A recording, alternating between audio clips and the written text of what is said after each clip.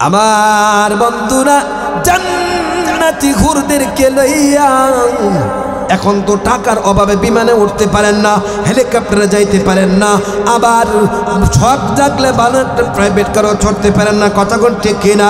কিন্তু জান্নাতের মধ্যে আল্লাহ রব্বুল আলামিন একটা রফরফ নামক বাহন দিব। ওই বাহনের মধ্যে যখন উঠবেন, ওটার সঙ্গে সঙ্গে আপনার মন চাইবে আপনার চাচার জান্নাতে যাওয়ার জন্য, আপনার মন চাইবে আপনার দুলাভাইয়ের জান্নাতে যাওয়ার জন্য, আপনার মন চাইবে আপনার মার জান্নাতে যাওয়ার জন্য, আপনার মন চাইবে আপনার ওই এলাকার বন্ধু সিলেটের বন্ধুর জান্নাতে যাওয়ার জন্য। মনে মনে বলবেন, আর ওই রফরফ নামক বাহনটা আপনাকে উড়াইয়া উড়াইয়া লয়া যাবে। সুবহানাল্লাহ। ওই রফরফ নামক বাহন দিয়ে যখন জান্নাতীরা যাবে, জান্নাত থেকে জাহান্নাম দেখা যায়। দুনিয়ার চোখের পাওয়ার কম, কিন্তু আখিরাতে আল্লাহ চোখের পাওয়ার বাড়ায়া দিবে। চোখের পাওয়ার এমন হবে, জান্নাত থেকে জাহান্নামে দেখবে, জাহান্নামীদেরকে দেখবে, যখন ডাক দেয়া বলবে মালাকুম ফি সাকার ক্বালু লাম নাকু মিনাল মুসাল্লিন ওয়া লাম নাকু নুতঈমিল মিসকিন ওয়া কুন্না নাখুদু মাআল খাইদিন ওয়া কুন্না নুকাদ্দিবু বিয়াউমিদ্দিন হাত্তা আতানাল ইয়াকিন। মনোযোগ মনোযোগ। এক নম্বর হলো জান্নাতীরা জাহান্নামীদেরকে দেখে দেখে ডেকে ডেকে বলবে, কিরে তুমি না আমার পোলা ভাই, তুমি না আমার চাচাতো ভাই, তুমি না আমার খালাতো ভাই, তুমি না আমার ব্যবসায়িক বন্ধু, তুমি না আমার খালাতো ভাই, তাহলে আজকের দিনে ও আমার খালাতো ভাই, ও আমার দুলা ভাই, ও আমার ব্যবসায়িক বন্ধু, তুমি না আমার পাড়া প্রতিবেশী ছিল, তোমার বাবা না মুসলমান, আরে তোমার বাবা তো একজন আলেম ছিল শুনলাম, তোমার দাদা না আলেম ছিল, আজকে তুমি কেমনে জাহান্নামে গো, জাহান্নামে তুমি কেমনে আসলে? এমন সময় ডাক দেয়া বলবে, বাইরে যদিও আমি মুসলমানের ঘরে মুসলমান, যদিও আমার বাবা ছিল আলেম, যদিও আমার দাদা ছিল আলেম, যদিও আমার 14 গোষ্ঠী ছিল আলেম, কিন্তু আমি তো ছিলাম জালেম। কেমন জালেম ছিল জানানি রে? তুমি যেমন মুসলমান, আমি একজন মুসলমান, পাশাপাশি তুমি যখন মুয়াজ্জিন নামাজের জন্য আযান দিত, তখন তুমি নামাজ পড়তা, আর আমি গাঞ্জার খুলকি লয়া গাঞ্জা টানতাম। নাউজুবিল্লাহ। ডাক দেয়া বলবে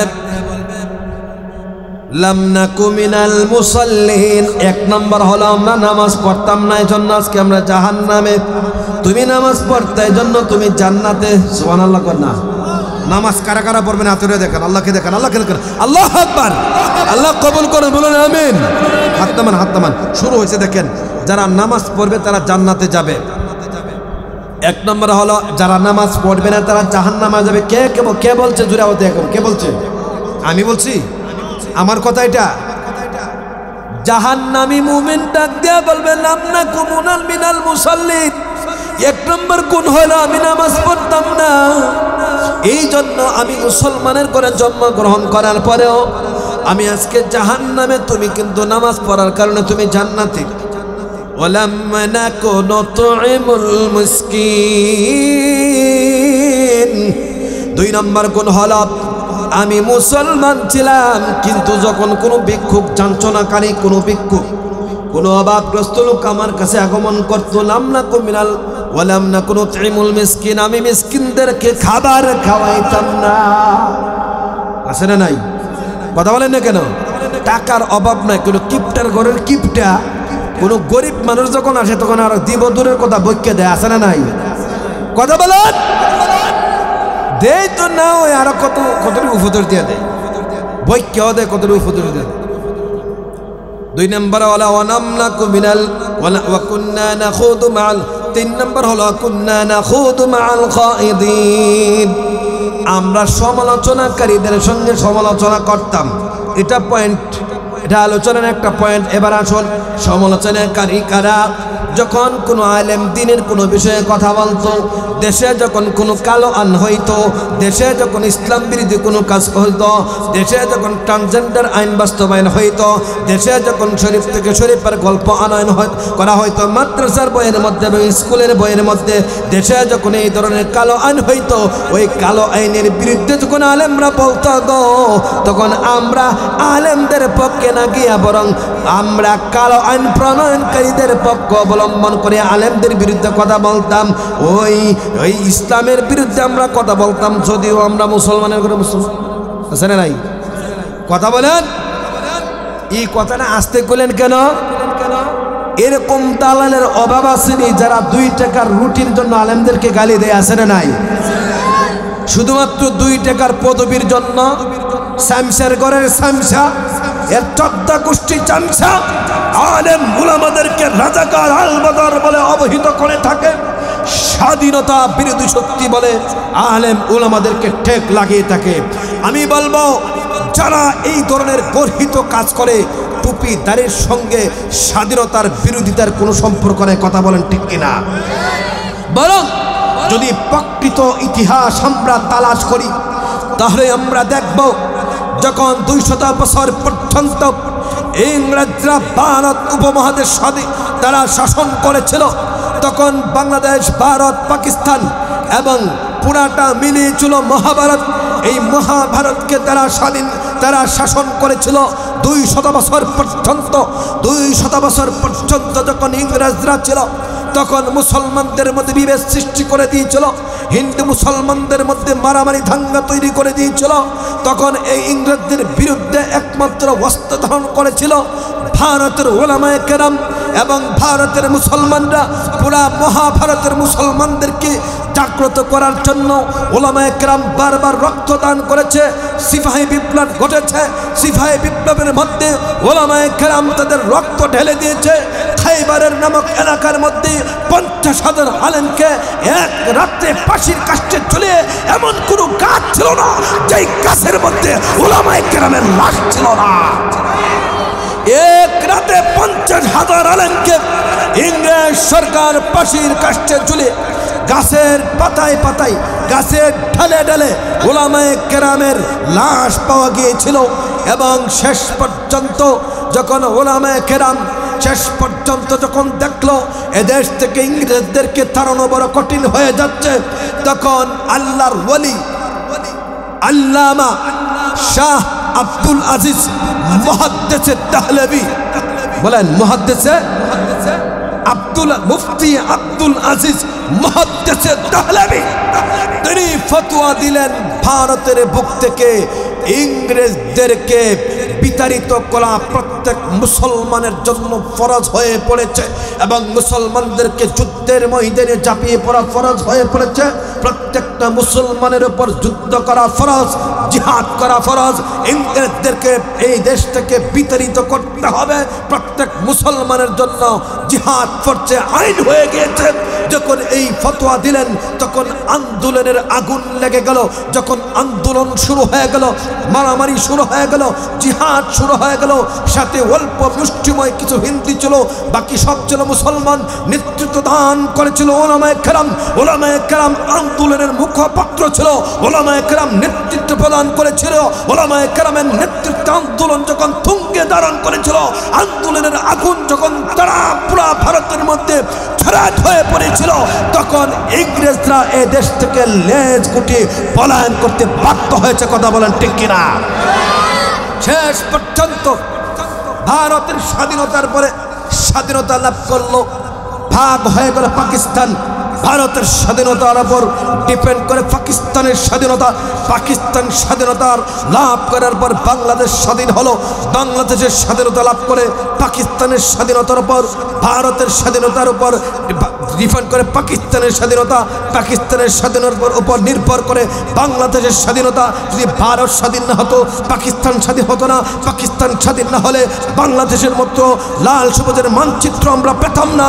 আপনারা বুঝে থাকলে তো বলুন, তাহলে বাংলাদেশের স্বাধীনতার ক্ষেত্রে উলামায়ে কেরামের অবদান আছে না নাই? যদি বিসমিল্লাহির রহমানির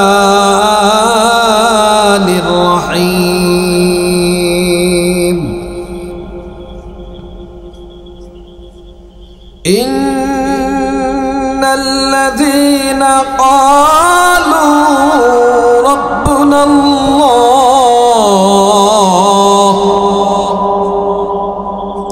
ربنا الله ثم استقاموا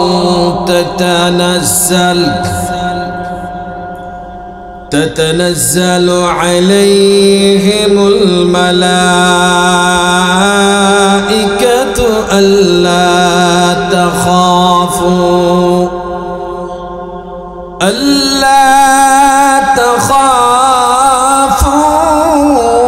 ولا تحزنوا ألا تخافوا ولا تحزنوا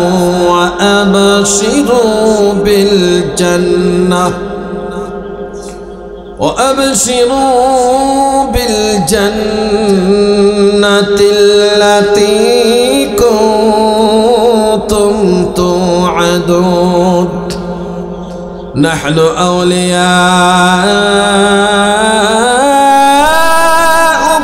في الحياة الدنيا وفي الآخرة ولكم فيها ما تشتهي أنفسكم ولكم فيها ما تدعون نزلا من غفور رحيم. قال النبي صلى الله عليه وسلم من قال لا إله إلا الله دخل الجنة أو كما قال عليه الصلاة والسلام. एक ज़माना सहबते बाउलिया बेहतर सद साल ताअत बेरिया औलियारा कार अक़बा इख्तियार जाहिलरा कार दुनिया एतबार हकीकत से तो दुनिया बेखबर है दुनिया की नुमाइश पर नजर है नमी गोयम के अज दुनिया जुदा बाश बहर कारे के बाशी बखुदा बाश। शुक्रिया आदाय करे जिनी आमादेरके आजकेर এই मुबारक मजलिसे आसार नसीहत करार और शोनार तौफिक आनायत करेছেন एजন্য दिल থেকে কালিমাত শুকর আদায় করি আলহামদুলিল্লাহ। জোরে বলেন জোরে বলেন জোরে বলেন। अल्लाह बोलें लइन शकरतुम लज़ीदन्नकुम वलइन कफरतुम इन्न अज़ाबी लशदीद। बान्दा तुमी यदि आमी मौलार नियामतेर शुक्रिया आदाय करो आमी अल्लाह तुम्हें जे नियामत दिलाम एर थेके आरो बाड़ाया देब सुबहानाल्लाह। यदि बान्दा तुमी आमी अल्लाहर नियामतेर अस्वीकृति करो ना शुक्रिया करो यदि तुमी आमी अल्लाहर नियामत खेये आमी अल्लाहर नियामतेर शुक्रिया आदाय ना करो जेने राखो आमी अल्लाहर आजाब बड़ कठिन। आमी अल्लाहर आजाब जाके धरे धरे सारे ना कतक्षण ठीक किना। ফেরাউন 400 বছর পর্যন্ত ফেরাউনকে নিয়ামত আল্লাহ দিয়েছে। ফেরাউন নিয়ামত পাইয়া শেষ পর্যন্ত কয় আনা রব্বুকুমুল আ'লা, আমি তোমাদের বড় রব। নাউজুবিল্লাহ কইতেন না। 400 বছর পরে পয়গম্বর মুসা আল্লাহকে ডাক দিয়ে কই আল্লাহ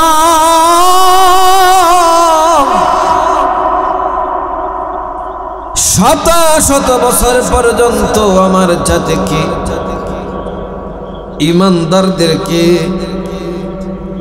ইমানদারদের বাচ্চাদেরকে হত্যা করে, পুরুষদেরকে হত্যা করে, নারীদেরকে গোলাম বান্দি বানায় নেয়। আল্লাহ এই ফেরাউনের হাত থেকে আমাদেরকে রক্ষা করো। আল্লাহ ডাক দেয় কয় মুসা তুমি তোমার ইমানদার উম্মতদেরকে নিয়া সেই নীল নদ পাড়ি দিয়া সামনের দিকে এগিয়ে যাও। মিশরের জনপদ তোমাকে পরিত্যাগ করতে হবে। মুসা পয়গম্বর যখন হিজরত করে বেঈমানদের এলাকা থেকে হিজরত করে যখন অন্যদিকে রওনা দিয়ে দেয়, প্রতিমধ্যে ব্যারিকেড করে পেছন দিক দিয়ে দাও করে ফেরাউন তার সম্প্রদায়। সামনে নীল নদ, আল্লাহর কাছে মুসা পয়গম্বর ডাক দেখে আল্লাহ পিছনে নীল নদ, সামনে হইল পিছনে ফেরাউন, সামনে নীল নদ, নীল নদে পড়লে অমরণ। ফেরাউনের দল যখন আক্রমণ করবে আমাদের দলটা বড় ছোট, তাও মরণ কি করব? আল্লাহ ডাক দেয় মুসা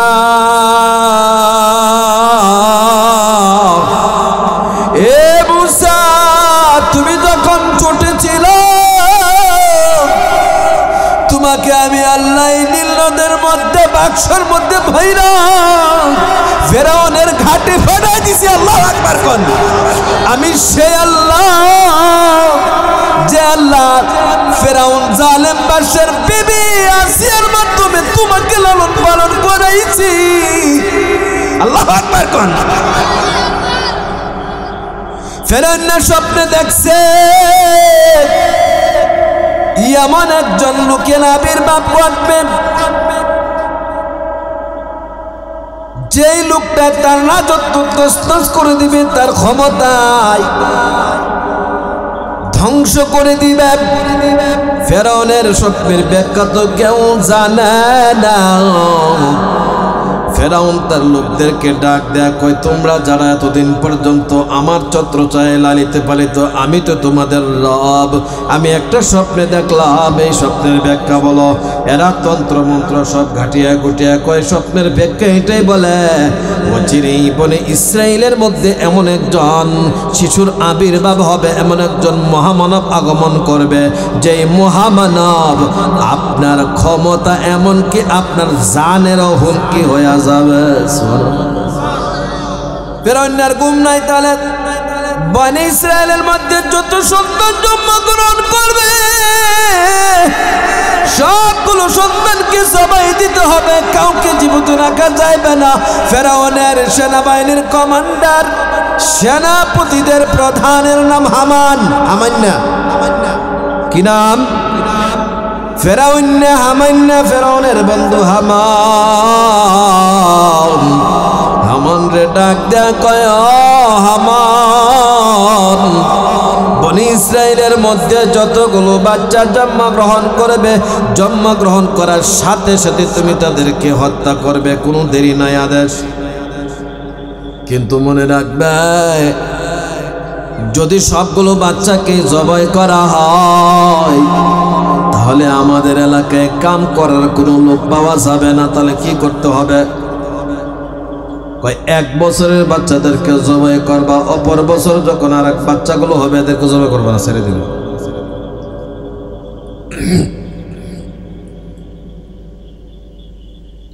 কিন্তু মেয়ে বাচ্চা যেগুলো হবে ওই মেয়ে বাচ্চাগুলোকে বান্দি বানাইবা। নাউজুবিল্লাহ। ফেরাউনের আদেশে এক বছরের বাচ্চাগুলোকে জবাই করে অপর বছরের বাচ্চাগুলোকে ছেড়ে দেয়। কিন্তু আল্লাহ মুসা পয়গম্বরকে ওই বছরে জন্ম দিলেন যে বছরে জবাই করার হুকুম। মুসা পয়গম্বর যখন জন্মগ্রহণ করল,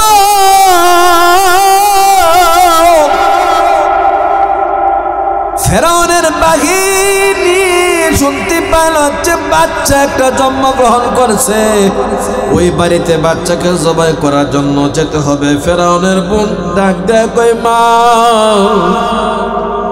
ওই যে ফেরাউনের বাহিনীর সর্দার হামান তার দলবল সহকারে আমাদের বাড়ির দিকে আগায় আসছে। মা, আমাদের ভাই মুসাকে এখন ফেরাউনের বাহিনী মেরে ফেলবে। আসিয়া তখন চুলার মধ্যে রান্না বসতেছিল। ফেরাউনের মুসা আলাইহিস সালামের মা, মুসা আলাইহিস সালামের মা তখন রান্না অবস্থায় ছিল।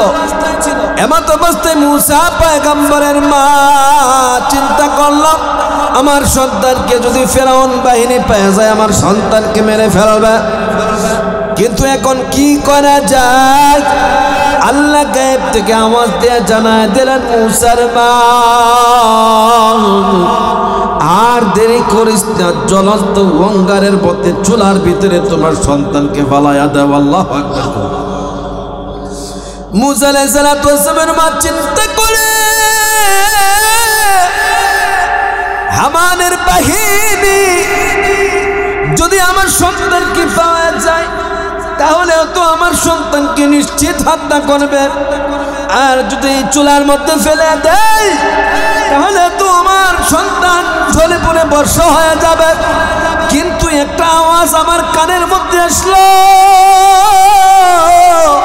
ওই আওয়াজটা মনে হয় রব্বে কারীমের আওয়াজ। আল্লাহু আকবার কর। হিম্মত করে মুসা শিশু মুসাকে চুলার ভিতরে যখন ফালায়া দিল, হামান পুরা ঘরটাকে তালাশ করে দেখলো না, কোথাও না। ফেরাউনের বাহিনী হামান যখন তার দলবল সহকারে বাড়ি থেকে বের হয়ে যায়, মুসার মা ডাক দেয়া কয়, আয় আমার সন্তানকে গিয়া দেখি গো, আমার সন্তান মনে হয় জলে পুরে ছাই হয়ে গেছে। এমন সময় যখন চুলার পারে গেল, মুসার মা চোখের পানি মুছে মুছে কান্দে, আর চুলার মুখের কাছে যখন যায় এমন সময় ডাক দেয়া শিশু মুসা ডাক দেয়া কয়, মা। আল্লাহু আকবার কর। এই মা কান্দিস না গো মা, আমার রব আমারে ভালো রাখছে। মুসা আলাইহিস সালাম এবারের মতো বেঁচে গেলাম, কিন্তু পাগলের মতো খোঁজ খবর লাগায় দিল চতুর্দিকে, কোনোভাবে যদি সংবাদ পেয়ে যায় এই বাড়ির মধ্যে একটা শিশু আছে তারা হত্যা করবে। মুসা পয়গম্বরের মা রাতের বেলা ঘুম হয় না। আল্লাহ রাব্বুল আলামিন মুসা আলাইহিস সালামের মাকে বুদ্ধি দিলেন। কেমন বুদ্ধি দিলেন? আল্লাহ মুসা আলাইহিস সালামের মাকে স্বপ্ন দেখাইলেন। আচ্ছা বলেন তো, মহান রব্বে কারীম যে ঘোষণা করেছে যে এই মজলিসের মধ্যে কোরআনের তেলাওয়াত করা হয়, যেখানে হাদিসের তেলাওয়াত করা হয়, যেখানে কোরআনের বর্ণনা করা হয়, সেখানে সরাসরি আসমান থেকে রহমত আর সাকিনা নিয়ে নাজিল হয়ে যায়। এইটা থেকে কি তারা বঞ্চিত হবে না? বেহেশতের বাগানে পরিণত হয়ে যায়। দিনই আলোচনা শুনে যখন প্রস্থান করা হয়, এখান থেকে যখন ঘরের দিকে রওনা করা হয়, তখন ফেরেশতারা ঘোষণা করে, আল্লাহর বান্দা তুমি এখান থেকে ঘরের দিকে রওনা করেছো, জেনে রাখো মহান আল্লাহ ঘোষণা করেছেন তোমার জিন্দেগীর গুনাহ মাফ। সুবহানাল্লাহ। তাহলে এত বড় সওয়াব থেকে এখনো যারা বঞ্চিত, ঘরে বাজারে দোকানে বিভিন্ন জায়গায় রোডে বিভিন্ন জায়গায় দাঁড়িয়ে দাঁড়িয়ে গল্পে লিপ্ত, আমি তাদেরকে বলবো এখনো পর্যন্ত সময় আছে।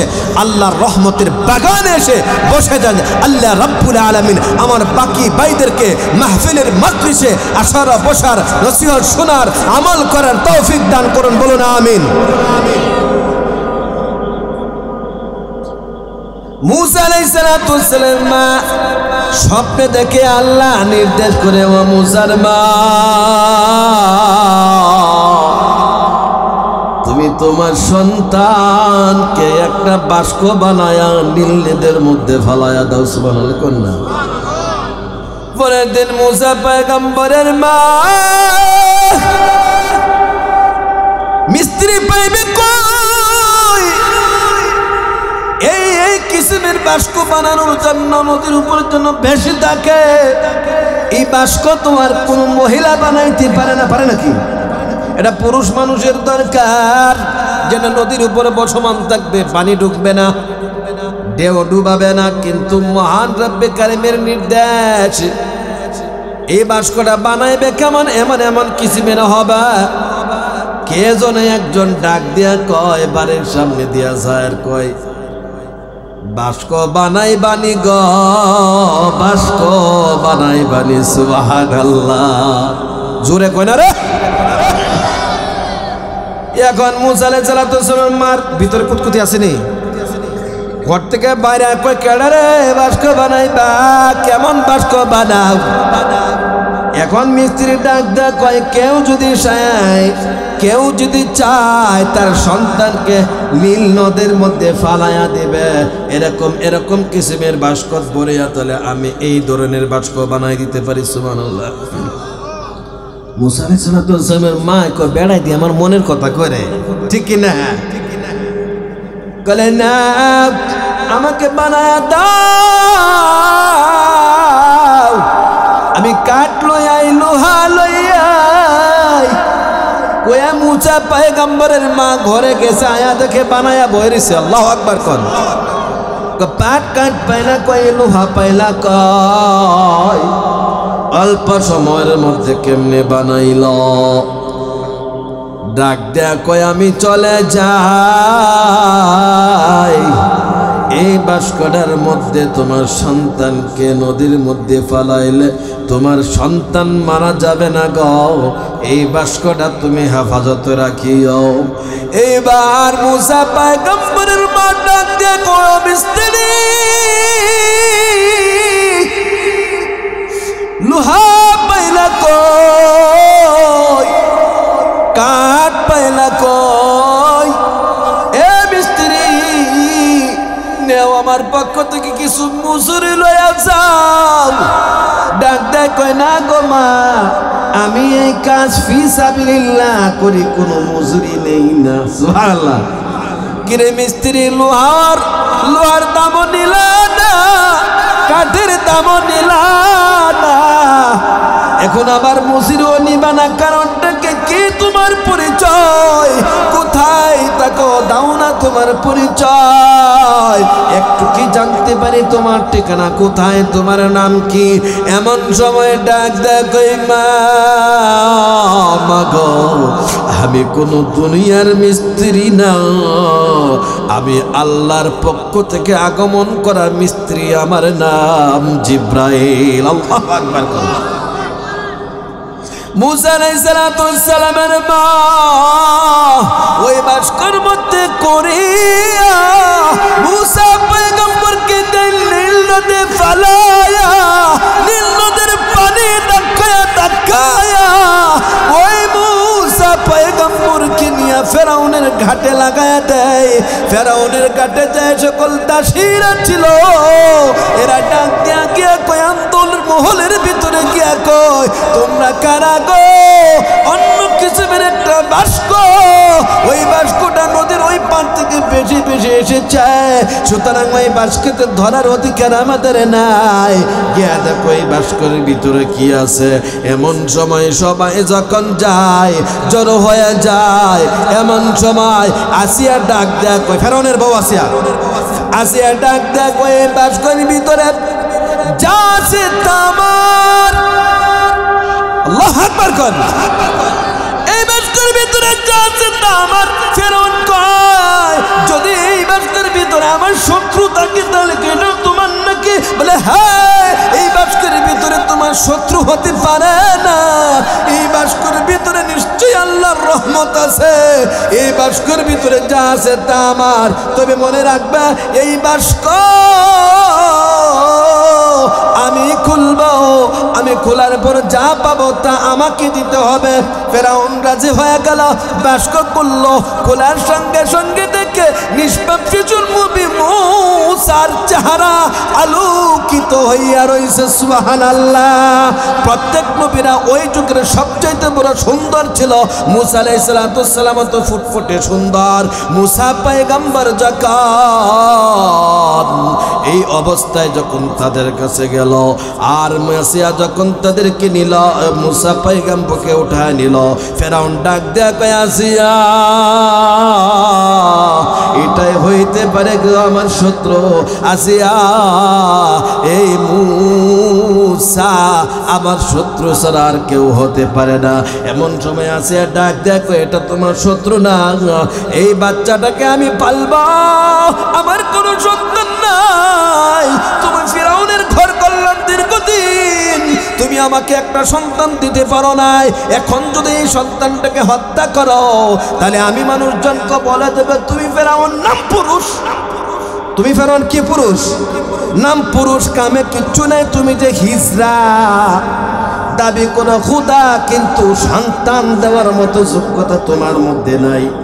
তোমার মধ্যে যে না পুরুষের কোনো গুণ নাই, এটা মানুষকে আমি বলে দেবো। না না না, এটা কই না, এটা করলে তোমার মানে যে কথা ঠিক কিনা, মানে যেত না। যে পুরুষের পুরুষত্ব নাই, যদি নারী কয় বউয়া কয় এটার পুরুষত্ব নাই, তাহলে এটার কোনো দাম থাকে? কয় তাহলে তুমি মুখ খুলবে না। যদি মুখ খোলা তাহলে তোমার নামে কথাগুলো আমি বলে দিব। না, আমি মুখ খুলব না। একবার মূসা পয়গম্বরকে ফেরাউন কুলে নিয়ে আদর করতে চাইয়া ফেরাউনের নাপাক মুখ দিয়া মূসা পয়গম্বরের চেহারার মধ্যে চুমু খাইতে চাইল। এমন সময় শিশু মূসা এমন একটা থাপ্পড় মারছে, আল্লাহু আকবার কোন। একটা থাপ্পড়ের ছুটে ফেরাউন একটা চিৎকার দিয়া কই আসিয়া এমন থাপ্পড় আমার জিন্দগিতে খাই নাই। আসিয়া গো, আমি চোখে মুখে জিলিমিলি দেখছি। কিতাবের মধ্যে লেখা হয় ফেরাউনের থাপ্পড়ের আওয়াজ, মূসা পয়গম্বরের থাপ্পড়ের আঘাত যখন তার গায়ে লাগলো, এমন একটা চিৎকার দিল, ওই চিৎকারের আওয়াজ 4 মাইল দূর পর্যন্ত গিয়া পৌঁছে গেল। কই আসিয়া দে দে দে, এটাই আমার শত্রু, এটার মারতে হবে। আসিয়া জল্লাদ ডাক, আমি এই মুহূর্তে থেকে হত্যা করব। মূসা পয়গম্বরকে বাঁচানোর জন্য আসিয়া কয় ছোট বাচ্চা বুঝে নাই, যদি তুমি তাকে হত্যা করো লোকজনকে বলবো তুমি আমার সন্তানকে হত্যা করেছো, অথচ তুমি সন্তান যোগ্যতা দেওয়ার যোগ্যতা রাখো না। এখন তামাইল কোনোভাবে, কিন্তু আল্লাহ রাব্বুল আলামিন যদি চায়, আল্লাহ কোনো কিছু যদি ইচ্ছা করে তিনি ঘটাবেন, তাহলে পৃথিবীর সকল ক্ষমতা মিলে পারে আল্লাহর ইচ্ছাকে রুখে দিতে পারে? পারে না।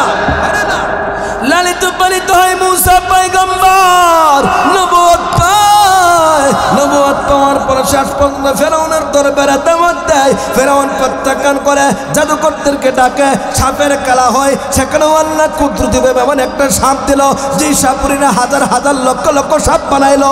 একটা মাত্র সাপ আল্লাহর হুকুমে ওই যে লাঠি মূসা পয়গম্বরকে দিল, লাঠিটা ছাড়ার সাথে সাথে এক লাঠি এমন এক সাপ হইল গো, ওই সাপুরিদের সমস্ত সাপ এক হা করে খেয়ে ফেলল। এবার সাপুরিরা ডাক দিয়া কই আমান্না বিরব্বি মূসা ওয়া হারুন, আমরা মুসা এবং হারুনের রবের উপর ঈমান আনলাম, আমরা জীবনে যত জাদু করলাম, কিন্তু এমন সাপ আমাদের জিন্দেগিতে দেখি নাই। এটা সত্যি আল্লাহর পক্ষ থেকে আগমন করা সাপ। মুসা আলাইহিস সালাতু ওয়াস সালামের সাথে থাকা যতগুলো জাদুকর এসেছিল ফেরাউনের পক্ষ হইয়া, সবগুলো ঈমান গ্রহণ করলো, সবগুলোকে শরীরে চড়ানো হলো, শরীরে চড়াইল, কিন্তু ঈমান থেকে নড়াচড়া করতে পারলো না। আল্লাহু আকবার কর। আসিয়াকে ফেরাউন দেখো, তোমাকে আমি শুলির মধ্যে চড়াইয়া মারবো। আসিয়া কয়, শুলিতে চড়াও বা আগুনে পোড়াও, আমার এতে কিছু আসে যায় না। আমার আল্লাহর জন্য আমি আমার জীবনকে ওয়াকফ করে দিলাম। এই মুহূর্তে যদি আমাকে মারো, আমার কোনো কিছু আসে যায় না। আসিয়াকে যখন ফেরাউন শুলিতে ছড়ায় হাত পা কাটে, আসিয়া আল্লাহর কাছে ডাক দেয়, আল্লাহ রব্বুল আলামিন, আমার জন্য তোমার জান্নাতে একটা ঘর বানায়া দাও। আল্লাহু আকবার কর। আল্লাহর রাস্তায় শহীদ হয়ে গেল, আল্লাহর রাস্তায় শাহাদাত বরণ করল। জান্নাতটা দেখতে দেখতে দুনিয়ার বুক থেকে গেল। শেষ পর্যন্ত ফেরাউন যখন মুসা পয়গম্বরের পিছনে রওনা দেয়, মুসা পয়গম্বর আল্লাহর কাছে দোয়া করে, আল্লাহ পিছনে ফেরাউন বাহিনী, সামনে নীলনদ কি করাবো? আল্লাহ বলেন, তোমাকে আমি আল্লাহ লাঠি দিলাম, লাঠি দিয়া বাড়ি দাও, আমি আল্লাহ কুদরতি 12টা রাস্তার ব্যবস্থা করে দিব। আল্লাহু আকবার বলেন, আল্লাহু আকবার বলেন। লাঠি দিয়া বাড়ি দেওয়ার সঙ্গে সঙ্গে কুদরতিভাবে 12টা রাস্তার ব্যবস্থা হয়ে গেল। মুসা পয়গম্বরের উম্মতেরা ওই রাস্তাগুলো অবলম্বন করে নদীর ওই পার চলে গেল। এইদিকে মুসা পয়গম্বরকে অনুসরণ করে যে ঘোড়া আসছিল, ওই ঘোড়ার মধ্যে আল্লাহ বুদ্ধি দিছে না নাই? কথা বলেন না কেন? ফেরাউন জানি বুঝে না, কিন্তু ফেরাউনের ঘোড়া তো বুঝে। ঘোড়া বুঝে না? গরু আল্লাহ যে আছে এটা বুঝে না? গরু বুঝে, কিন্তু মানুষই বুঝে না। গরুও বুঝে যে আল্লাহ ছাড়া কোনো মাবুদ নাই, কুত্তাও বুঝে আল্লাহ ছাড়া কোনো মাবুদ নাই, শিয়ালও বুঝে, শুয়োরে বুঝে, পাখিও বুঝে, কিন্তু বুঝে না কিছু বলদ মার্কা মানুষের কথা। কোন ঠিক কিনা? ফেরাউনের ঘোড়া দেখতে সব না, সারা জীবন দেখলাম এদিকে কেউ সারা জীবন দেখলাম, সারা জীবন দেখলাম নদী ওখান দিয়ে হুক না, রাস্তার মাঝখান দিয়ে রাস্তা, তাহলে যে কোনো একটা ঘটনা আছে। কতক্ষণ ঠিক কিনা? তাহলে আন্দা কিন্তু দৌড় দৌড় যেত না। ফেরাউনের ঘোড়াও বুদ্ধিমান, থেমে গেছে। আল্লাহ ডাক দেখ, জিব্রাইল যাও যাও যাও, আমার বন্ধু মুসার বিরুদ্ধে ফেরাউন এবং তার সম্প্রদায়ের সারা জীবন অত্যাচার করেছে। বলে ইসরায়েলের 4 লক্ষ সন্তানকে হত্যা করেছে, 4 লক্ষ মেয়েকে বাদী বানাইছে। আর ফেরাউন আজকের দিনে বেঁচে যাবে এটা হইতে পারে না। ও জিব্রাইল যাও, ফেরাউনের সামনে যে ঘোড়াটা, এই ঘোড়াটা হইল পুরুষ। জিব্রাইল তুমি একটা মহিলা ঘোড়া লইয়া ওই পুরুষ ঘোড়ার সামনে দিয়া দৌড় দেও, তাহলে পুরুষ ঘোড়া মহিলা ঘোড়ার দীক্ষা বুদ্ধি ঠিক থাকতো না। কথা ঠিক না? দেখে না 14 ফেব্রুয়ারি ভালোবাসা দিবস গেছে না? দেহ লাগলে মানুষের দেহ নাপাক হয়ে যায়। নাউজুবিল্লাহ। কুত্তার জোড়া নাফাক নেই, কথা কয় না? নাফাক। কুত্তার জোড়া কি নাফাক? খালি নাফাক না, এটা খাইলে হারাম হবে। কিন্তু বিলাইয়ের জোড়া কোন যে? বিলের জোড়া কি? যদি আপনার অভাব অনটন থাকে, বিলের জোড়া খাওয়া মাকরু, জোড়া খাইলে খাইলেতে পারবেন, হারাম হবে না। বুঝতে পারছেন? কিন্তু কুত্তার জোড়া কেউ খাইতে পারবে না। এখন আসুন, কুত্তা এত বড় নিকৃষ্ট প্রাণী, কুত্তার মধ্যে এমন কিছু খাসলত আছে, ওই খাসলত গুলো যদি মানুষের মধ্যে আসে, একটা মানুষ আল্লাহর ওলি হয়ে যাবে। কিন্তু কুত্তার 2টা খাসলতে সমস্ত কিছু নষ্ট করে দিছে।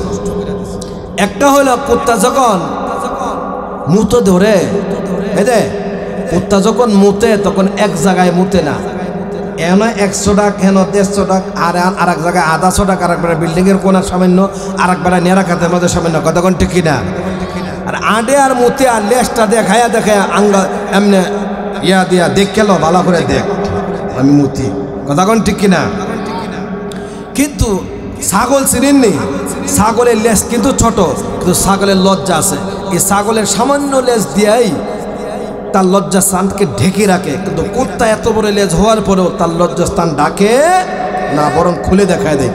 এই নির্লজ্জ হওয়ার কারণে এই কুকুর এত বড় নিকৃষ্ট, এত ভালো ভালো কতগুলো গুণ থাকার কারণে এই নির্লজ্জতার কারণে তার সমস্ত গুণ নষ্ট হয়ে যায়।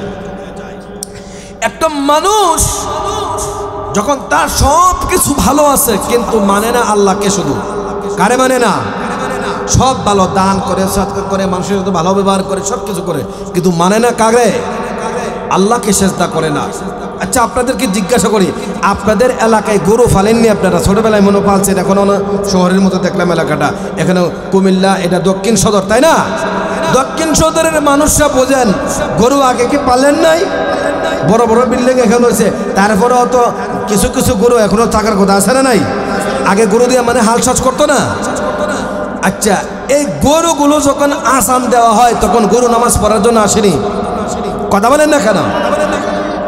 আচ্ছা, আপনাদেরকে জিজ্ঞাসা করি, গরু খায়নি? গরু লেদায়নি? গরু সেনায়নি? গরু খায়, গরু সেনা, গরু লেদায়, গরু ঘুমায়? কথা কয় না? কথা বলবেন, কথা বল। গরু ঘুমায়, কিন্তু গরু আজান দিলে নামাজে। মানুষ খায়, মানুষ ঘুমায়, মানুষ লেদায়, মানুষ চেনায়, আজান তখন যাওয়া হয় তখন মানুষও নামাজে আসে না। গরু খায়, গরু ঘুমায়, গরু লেদায়, গরু চেনায়, গরুটাও নামাজে আসে না। তাহলে গরুর মধ্যে আর মানুষের মধ্যে কোনো ব্যবধান আসেনি? কথা কয় না? ও নিজের গায়ে লাগে? গরুর মধ্যে আর এমন মানুষের মধ্যে কোনো ব্যবধান নাই।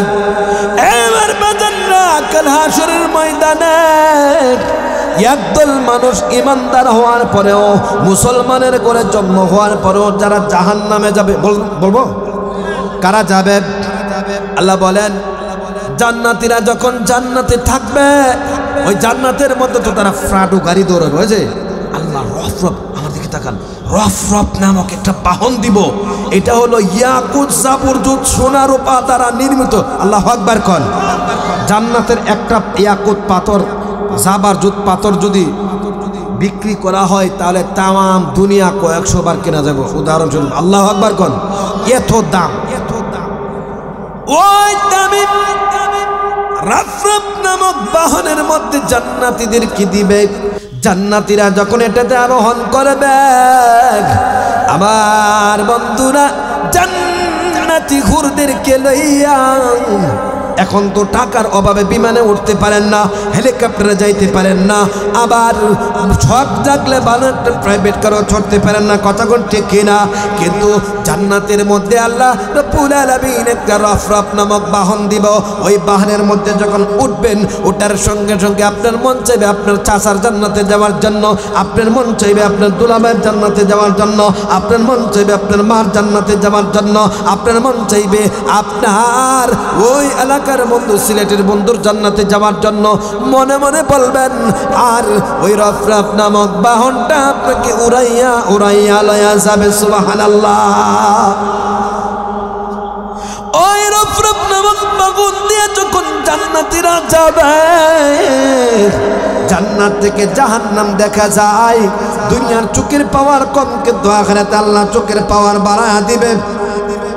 চোখের পাওয়ার এমন হবে, জান্নাত থেকে জাহান্নামে দেখবে, জাহান্নামীদেরকে দেখবে, যখন ডাক দেয়া বলবে, মা লাকুম ফি সাকার, ক্বালু লাম নাকু মিনাল মুসাল্লিন ওয়া লাম নাকু নুতঈমিল মিসকিন ওয়া কুন্না নাখুদু মাআল খাইদিন ওয়া কুন্না নুকাদ্দিবু বিয়াউমিদ্দিন হাত্তা আতানাল ইয়াকিন। মনোযোগ মনোযোগ। এক নম্বর হলো, জান্নাতীরা জাহান্নামীদেরকে দেখে দেখে ডেকে ডেকে বলবে, কিরে তুমি না আমার পোলা ভাই, তুমি না আমার চাচাতো ভাই, তুমি না আমার খালাতো ভাই, তুমি না আমার ব্যবসায়িক বন্ধু, তুমি না আমার খালাতো ভাই, তাহলে আজকের এই দিনে ও আমার খালাতো ভাই, ও আমার দুলা ভাই, ও আমার ব্যবসায়িক বন্ধু, তুমি না আমার পাড়া প্রতিবেশী ছিল, তোমার বাবা না মুসলমান, আরে তোমার বাবা তো একজন আলেম ছিল শুনলাম, তোমার দাদা না আলেম ছিল, আজকে তুমি কেমনে জাহান্নামে গো, জাহান্নামে তুমি কেমনে আসলে?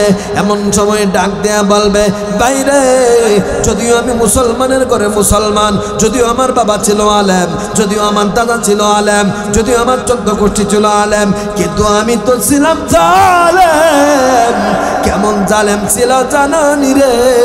তুমি যেমন মুসলমান, আমি একজন মুসলমান, পাশাপাশি তুমি যখন মুয়াজ্জিন নামাজের জন্য আজান দিত তখন তুমি নামাজ পড়তা, আর আমি গাঞ্জার খুলকি লয়া গাঞ্জা টানতাম। নাউজুবিল্লাহ। ডাক দেয়া বলবে, লাম নাকু মিনাল মুসাল্লিন। 1 নম্বর হলো আমরা নামাজ পড়তাম না, এজন্য আজকে আমরা জাহান্নামে। তুমি নামাজ পড়তে, এজন্য তুমি জান্নাতে। সুবহানাল্লাহ কর না। নামাজ কারা কারা পড়বেন হাত তুলে দেখেন, আল্লাহকে দেখেন, আল্লাহকে দেখেন। আল্লাহু আকবার। আল্লাহ কবুল করেন, বলুন আমিন। হাত নামান, হাত নামান। শুরু হয়েছে দেখেন, যারা নামাজ পড়বে তারা জান্নাতে যাবে। 1 নম্বর হলো যারা নামাজ পড়বে না তারা জাহান্নামে যাবে। কে বলছে? জুড়ে হতে এখন কে বলছে? আমি বলছি, আমার কথা এটা। জাহান্নামী মুমিন ডাক দিয়া বলবে, লাম নাকু মিনাল মুসাল্লিন। 1 নম্বর গুণ হলো আমি নামাজ পড়তাম না, এই জন্য আমি মুসলমানের ঘরে জন্মগ্রহণ করার পরেও আমি আজকে জাহান্নামে। তুমি কিন্তু নামাজ পড়ার কারণে তুমি জান্নাতি। ওয়ালাম নাকু নুতঈমুল মিসকিন। 2 নম্বর গুণ হলো আমি মুসলমান ছিলাম, কিন্তু যখন কোনো ভিক্ষুক, চাঞ্চনাকারী কোনো ভিক্ষুক, কোনো অভাবগ্রস্ত লোক আমার কাছে আগমন করতো, লাম নাকু মিনাল ওয়ালাম নাকু নুতঈমুল মিসকিন, আমি মিসকিনদেরকে খাবার খাওয়াইতাম না।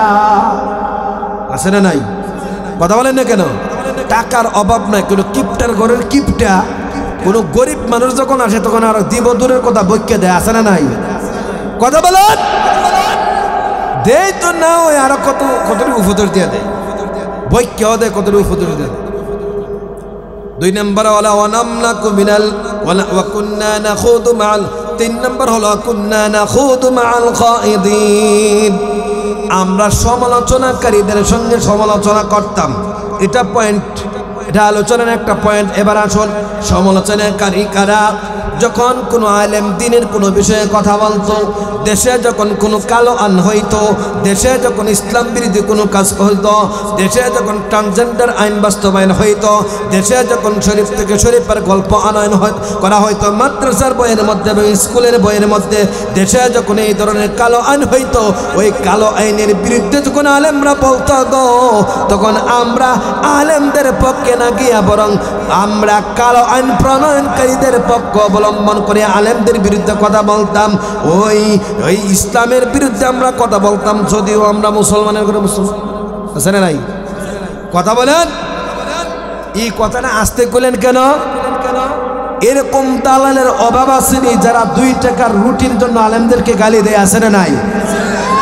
শুধুমাত্র 2 টাকার পদবীর জন্য শামসার ঘরের শামসা, এর 14 গোষ্ঠী চামচা আলেম উলামাদেরকে রাজাকার আলবদর বলে অবহিত করে থাকে, স্বাধীনতা বিরোধী শক্তি বলে আলেম উলামাদেরকে ঠেক লাগিয়ে থাকে।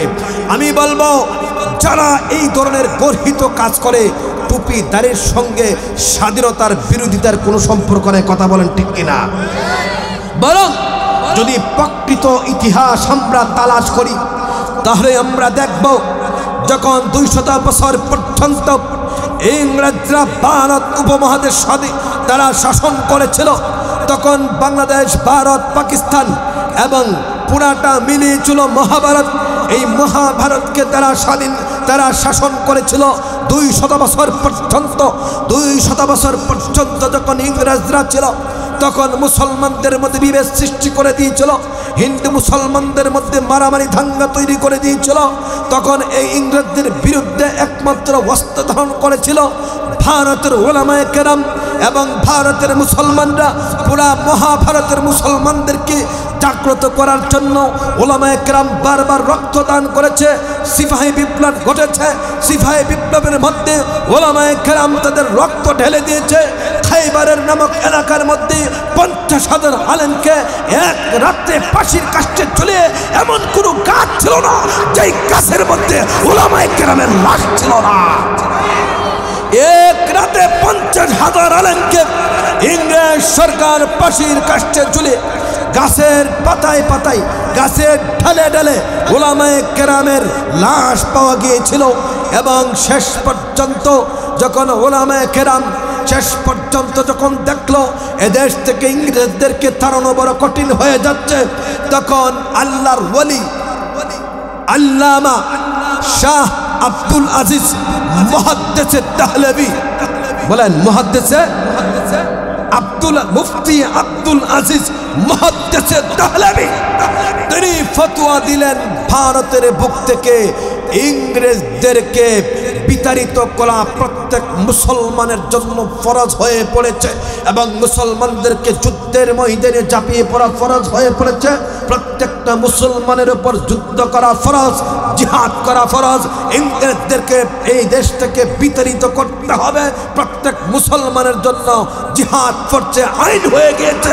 যখন এই ফতোয়া দিলেন তখন আন্দোলনের আগুন লেগে গেল। যখন আন্দোলন শুরু হয়ে গেল, মারামারি শুরু হয়ে গেল, জিহাদ শুরু হয়ে গেল, সাথে অল্প মুষ্টিময় কিছু হিন্দু ছিল, বাকি সব ছিল মুসলমান। নেতৃত্ব দান করেছিল ওলামায়ে কেরাম। ওলামায়ে কেরাম আন্দোলনের মুখপাত্র ছিল, ওলামায়ে কেরাম নেতৃত্ব প্রদান করেছিল। ওলামায়ে কেরামের নেতৃত্বে আন্দোলন যখন তুঙ্গে ধারণ করেছিল, আন্দোলনের আগুন যখন তারা পুরা ভারতের মধ্যে ছড়াট হয়ে পড়েছিল, তখন ইংরেজরা এই দেশ থেকে লেজ গুটিয়ে পলায়ন করতে বাধ্য হয়েছে। কথা বলেন ঠিক কিনা? শেষ পর্যন্ত ভারতের স্বাধীনতার পরে স্বাধীনতা লাভ করলো, ভাগ হয়ে গেল পাকিস্তান। ভারতের স্বাধীনতার উপর ডিপেন্ড করে পাকিস্তানের স্বাধীনতা। পাকিস্তান স্বাধীনতার লাভ করার পর বাংলাদেশ স্বাধীন হলো। বাংলাদেশের স্বাধীনতা লাভ করে পাকিস্তানের স্বাধীনতার উপর, ভারতের স্বাধীনতার উপর ডিপেন্ড করে পাকিস্তানের স্বাধীনতা। পাকিস্তানের স্বাধীনতার উপর নির্ভর করে বাংলাদেশের স্বাধীনতা। যদি ভারত স্বাধীন না হতো, পাকিস্তান স্বাধীন হতো না। পাকিস্তান স্বাধীন না হলে বাংলাদেশের মতো লাল সবুজের মানচিত্র আমরা পেতাম না। আপনারা বুঝে থাকলে তো বলুন, তাহলে বাংলাদেশের স্বাধীনতার ক্ষেত্রে উলামায়ে কেরামের অবদান আছে না নাই? যদি মোল্লারা এই দেশ স্বাধীন না করতো ইংরেজদের হাত থেকে, এখনো পর্যন্ত তোমাদের বাপ দাদা ঠোকরে জব্দ করতে ইংরেজদের দালাল হয়ে থাকতা। কথা বলেন ঠিক কিনা? কাদেরকে রাজাকার বলো, কাদেরকে আলবদর বলে গালি দাও, সাবধান। ওই 2 টাকার রুটির জন্য উলামায়ে কেরামের বিরুদ্ধে কথা বলো। এই শুনেন, বর্তমানে তো এখন অধিকাংশ আলেম উলামারা নির্যাতনের শিকার আছে না নাই? মসজিদের ইমাম সব শান্তিতে আসেনি? ওমা, মসজিদের সভাপতি হলো সুদখোর, সেক্রেটারি ঘুষখোর, আর ক্যাশিয়ার হলো মদখোর, আছে না নাই? ইমাম সাহেব যদি গায় সুদখোর জাহান্নামে যাবে, সুদখোরকে সাপ কামড়াবে, উহুদের পাহাড়টা যত বড়, সুদখোরদের পেটটা হবে তত বড়। কতক্ষণ ঠিক না? লক্ষ লক্ষ সাপ কামড়াবে। এখন সব দিন ওয়াজ করার পরে মসজিদের সামনে দিয়ে কয়, হুজুর আমি না সুদ সামান্য খাই, কিন্তু আপনি এটা আবার বইনের মধ্যে কত গেলেন, আছে না নাই? আচ্ছা দিচ্ছি, নতুন নতুন আইছেন তো, বুঝ পাইবেন কিছুদিন পরে চাকরি। মানে পরের দিন চিন্তা করে হুজুরে কি বয়ান করবা, বয়ান ছুটছে এবার ঘুষের বিরুদ্ধে। এখন ঘুষ যখন বয়ান করলো, শেষ পর্যন্ত সেক্রেটারি ইমাম সাহেবকে কই, হুজুর আমি যে ঘুষ খাই এই কথা আপনার কেডা কইছে, আছে রে নাই? আচ্ছা ঠিক আছে। শেষে মদের বিরুদ্ধে যখন বয়ান করলো, আরো কিছু মুসল্লির গায়ে লেগে গেল। এবার ইমাম সাহেবের বিরুদ্ধে তলে আন্দোলন। ভালো কথা বললেও এটার মধ্যে খুঁজা ইমাম সাহেবের বিরুদ্ধে একদল মুনাফিক মার্কা মুসলমান অবস্থান নাই, আছে রে নাই? কথা বলেন, আছে রে নাই?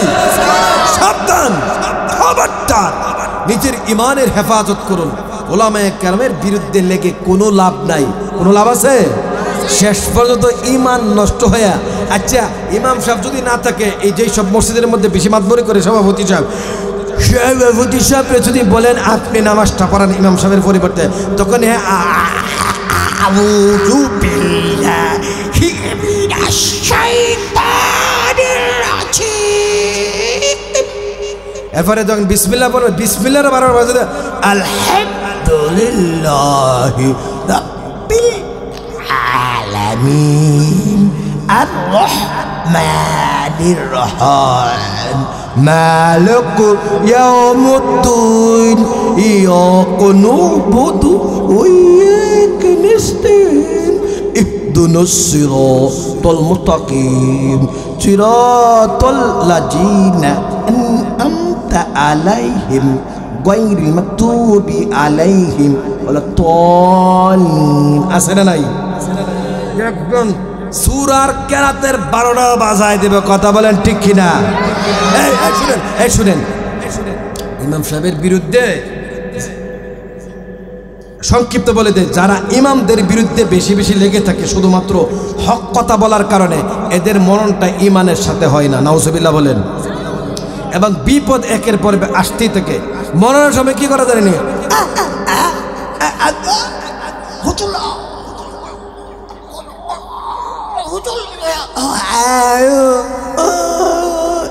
আসারে নাই আটকে দেখবেন মরণের সময় আজরাইলের চোখ নাক এগুলো সামনে, তো আর আজরাইল ভালো সুরত ধারণ করে আসবে না, আজ বলে আগুনের সুরত ধারণ করে, বুঝলেন না? আজরাইলের যখন আসল রূপ নিয়ে আসবে, কতক্ষণ ঠিক কিনা? মরণের সময় ইমান নসিব হবে না, কথা বলেন ঠিক কিনা? এবার আসুন, এই সব সেক্রেটারি শেষ পর্যন্ত যখন ইমাম সাহেবের বিরুদ্ধে কুলায়া উঠতে পারে না, শেষ পর্যন্ত বিভিন্ন নেতাদেরকে ব্যবহার করেও এই সভাপতি নামক কুলাঙ্গার আর কেশিয়ার আর সেক্রেটারি যেগুলো আছে সবাই তো না, আলহামদুলিল্লাহ, যেগুলো সুদকুর ঘুষখোর এবং সুদকুর ঘুষখোর মুসল্লি থাকে, ইমাম সাহেবদেরকে বিদায় করতে বাধ্য করে, কথা বলেন ঠিক কিনা? আল্লাহর গজব আছে না নাই?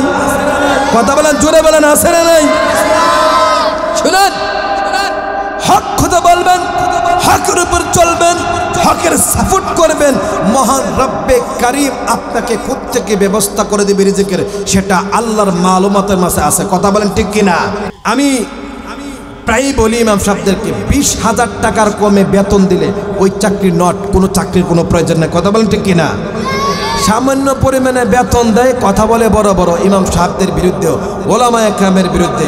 তো বলছিলাম ওয়াকুন্না নুকাদ্দিবু ওয়াকুন্না নাখুদু মাআল খাইদিন, কাফেররা যারা ইমানদারের বাচ্চা হওয়ার পরও জাহান্নামে যাবে, এরা বলবে আমরা কিন্তু হক কথার বিরুদ্ধে আমরা কথা বলতাম।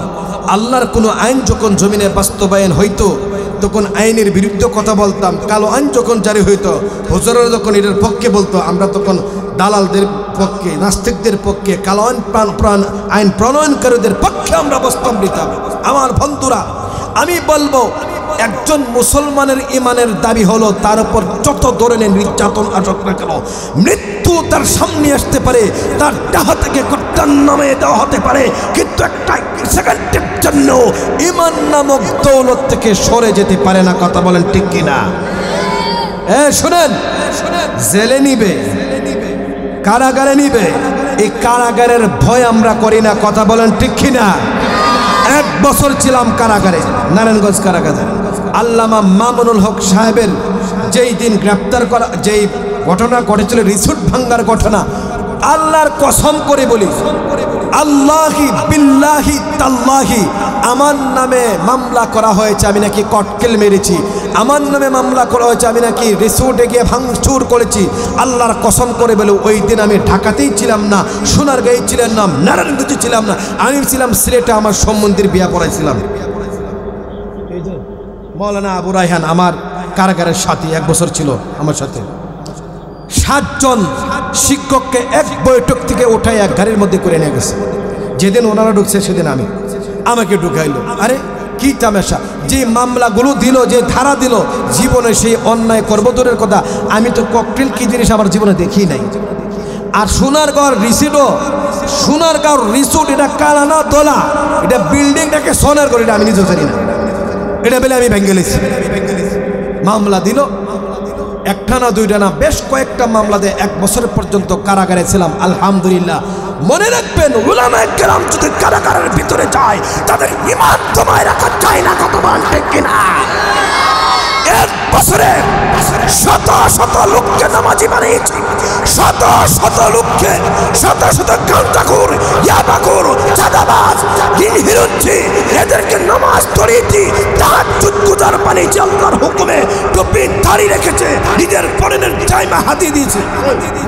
না বলো, দেয় নাই? কারাগারের ভিতরে হাতিয়ে দিয়েছি তাদেরকে। আমাদের আদর্শ দেখি এদেরকে আলহামদুলিল্লাহ সুম্মা আলহামদুলিল্লাহ, এদেরকে পাক্কা একজন মুসলমানের বাচ্চা বানাই দিছি।